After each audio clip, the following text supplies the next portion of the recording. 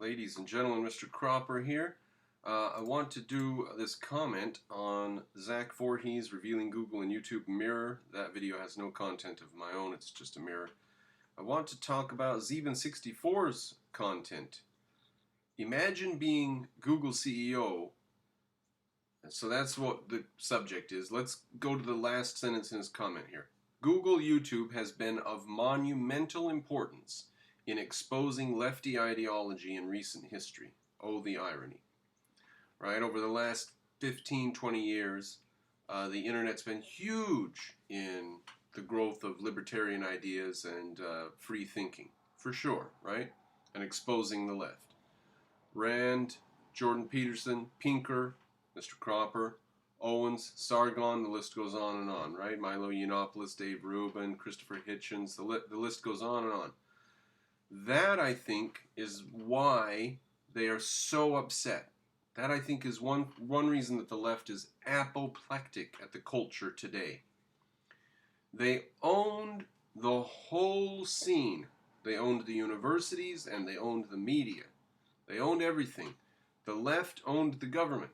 Didn't matter whether they were Republicans or Democrats. Everybody agreed.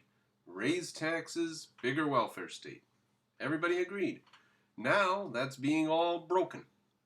So that, I think, is one of the reasons the left is going just insane today, because they are losing power. And one of the interesting reasons, one of the most important reasons they're losing power, is because of the Google, Facebook, the internet. Just generally speaking, the internet. Okay? They are losing power because, it's interesting how the dynamic went about. Number one, the left had power. They owned the Republicans and the Democrats. Everybody was a statist. Number two, the left starts saying they're going to bring us a new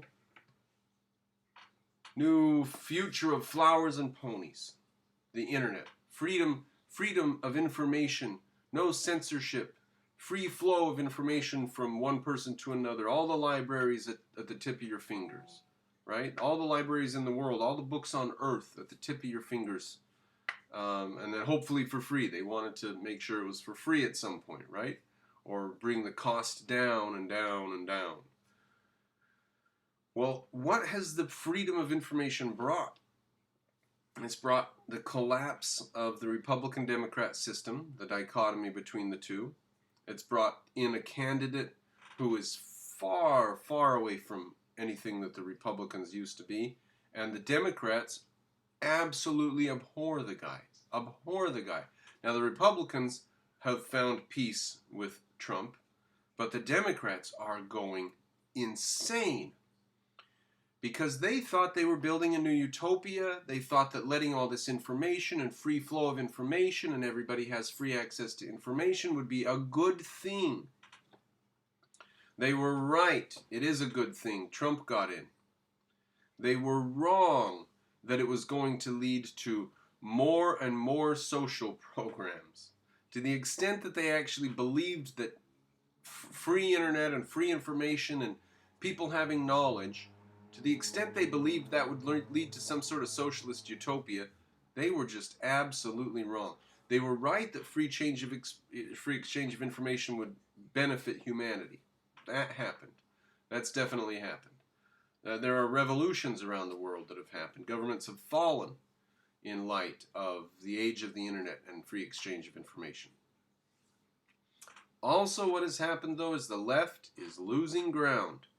And the big techies, who are all leftist nonsense heads from the big universities, and they can't think for themselves, and they're just group thinkers, they are just mind blown. Their hippie noodles have been blown by the situation. How could we spread information and tell people more about the world and people have more information at their fingertips, and yet they do not agree with us? Right? Very strange situation that they find themselves in. So what must be the case? There's got to be something going wrong. And they've rationalized it in a couple ways.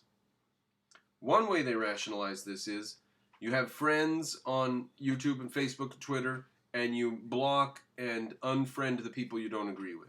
So over time, we want the internet to be bringing more information, but actually it's closing you off and you're just locked in with your friends. Now, I say that's nonsense. Anybody who is interested in ideas and stuff, they weren't going to think about stuff anyway. They can close themselves in a box no matter what. So you're not going to stop that. But even those people, I say, they now are connected to a larger number of friends. And even if they block and ban and disconnect from everybody that bothers them, that is an active process. They have to keep on blocking and banning because the internet's so big. And so they'll lock themselves into a smaller and smaller box. Fine, you can't stop them from doing that. But my point is that ideas are still moving, even in that situation. More ideas than ever before are making it to that person, and they have to block and ignore these ideas. More and more than ever before.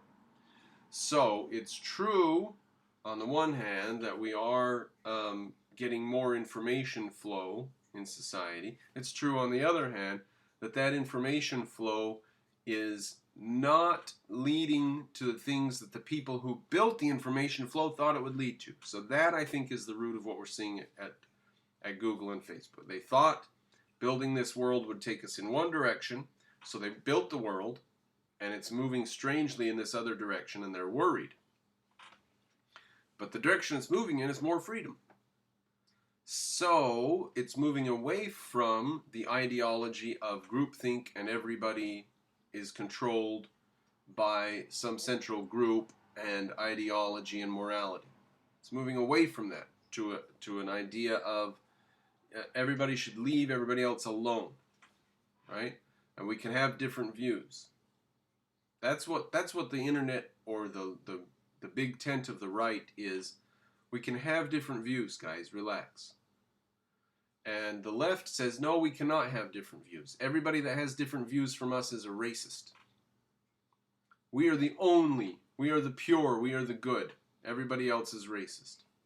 And the UCLA calls everybody racist. They called one of the guys that went on Sam Harris's podcast a Islamophobic racist. And the guy was a Muslim reformer. And the ACLU, did I say UCLA? The ACLU had to pay $3 million to this guy. The left, the groupthink left that has taken over the universities and education and big tech and the media, and they had it for decades, they are going insane because their power is slipping. And their power is slipping because of a system they built. Google and YouTube and Facebook and the internet. So, Zeben64's comment, shall we return to it? Imagine being Google CEO and seeing your product being used to disseminate lefty ideas that influenced a whole generation. Now, let's just change that sentence a little bit. Imagine being the Google CEO and seeing your product used to disseminate lefty ideas that influenced a whole generation, ultimately leading to a Trump victory. That's what they don't get. They think they've been spreading the lefty ideas. They think that everybody having access to free information will lead to the spread of lefty ideas. Do you remember their old trope of dialogue? Let's have a dialogue. Everybody have a dialogue. We want to talk.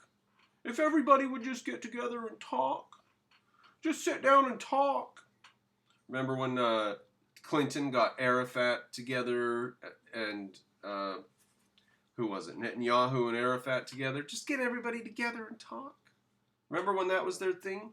And the internet's just the big place where we can all get together and talk. And what happens when we get together and talk? The left look like morons. The right bring out their frog memes.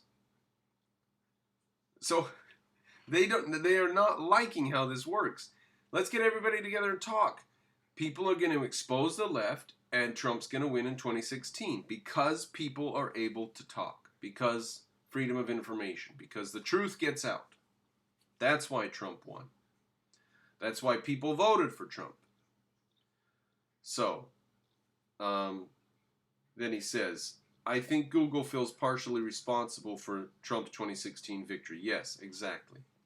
And they want to fix that in the future. Their original idea of let freedom of information just bring us a better world brought us a better world, but not the world they had in mind. Their ill-conceived notions had in mind a socialist paradise of some kind.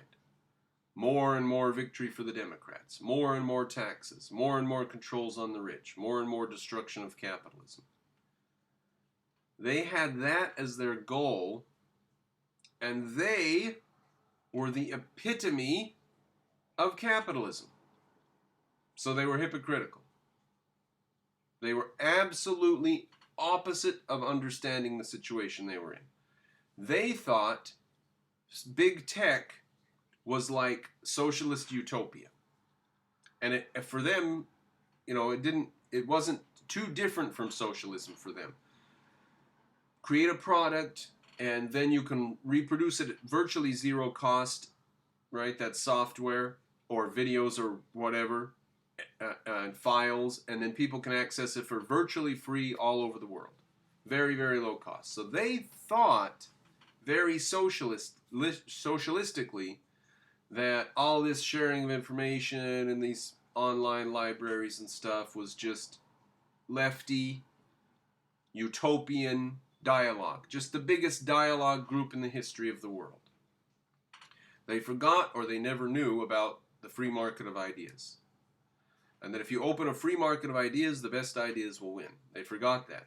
And they also didn't know or didn't realize that their ideas of leftyism, share everything, dialogue, everybody get along, those ideas are garbage. They didn't know that. So they build a capitalist utopia with some daydream in their head about socialist utopia. And the capitalist utopia works like it should, spreading good ideas, and brings Jordan B. Peterson to the top, and brings Trump to victory. And then they don't know what the hell's going on, the left. Have no idea what's going on, what's happened. There, that's my assessment of the thing. Google and YouTube, Zeepin64 is correct, have been monumental in importance in exposing lefty ideology. If we can preserve the freedom of the internet, this will continue to be true.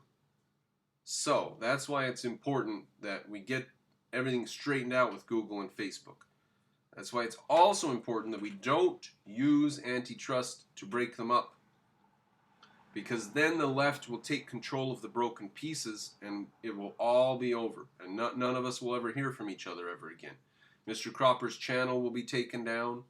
Our ability to talk will be highly restricted. Everybody on YouTube, everybody who's left on YouTube will obey the rules.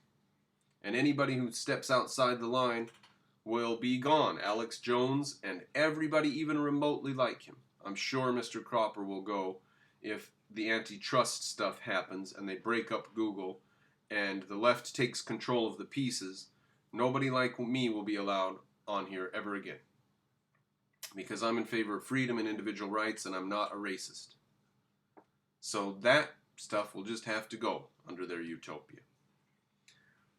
Alright, compare Google's algorithm control to all the left thinkers it gave platform to.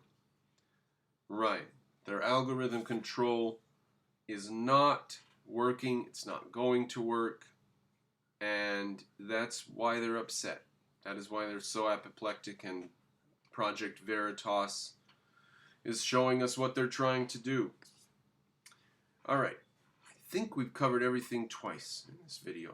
Thank you for joining me, ladies and gentlemen. Patronize me if you support what I do and like my videos. Mr. Cropper out.